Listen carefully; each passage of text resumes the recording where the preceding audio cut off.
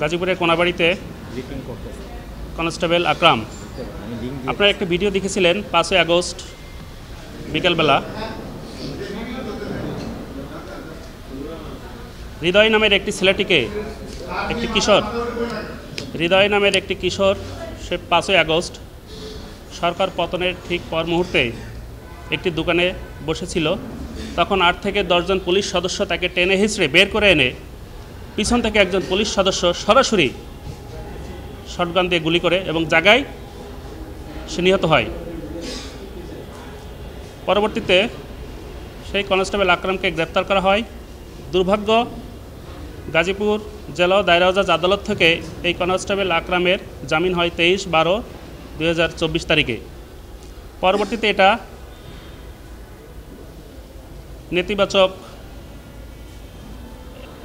একটি ধারণা সৃষ্টি হয় জনগণের মধ্যে। তখন সংশ্লিষ্ট আদালতই তার জামিন বাতিল করেন এবং সেদিনই তাকে গ্রেপ্তার করা হয়। সেই আকরামের বিরুদ্ধে আজ আমরা প্রোডাকশন ওয়ারেন্ট মূলে হাজির করার আবেদন জানিয়েছিলাম।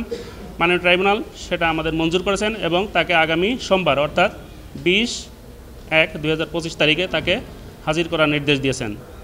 পরবর্তী আবেদনটি আমাদের ছিল যাত্রাবাড়ি জোনের এসি তানজিল আহমেদের বিরুদ্ধে।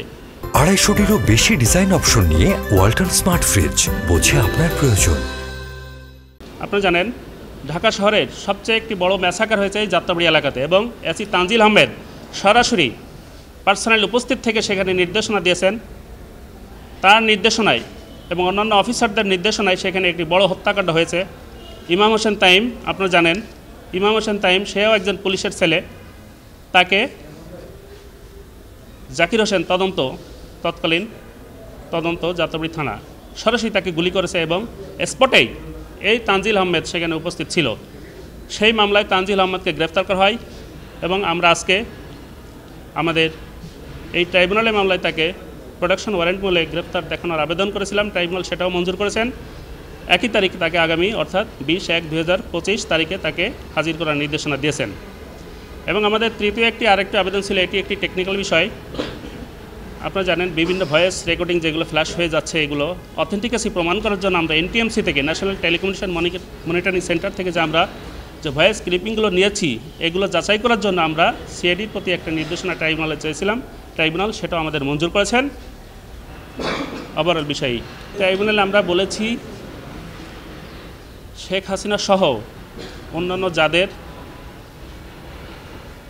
অডিও রেকর্ডগুলো ফ্ল্যাশ হয়ে গেছে তাদের অথেন্টিকেসি প্রমাণ করার জন্য আমরা ট্রাইব্যুনাল আবেদন করেছিলাম। ট্রাইব্যুনাল সেটা মঞ্জুর করেছে।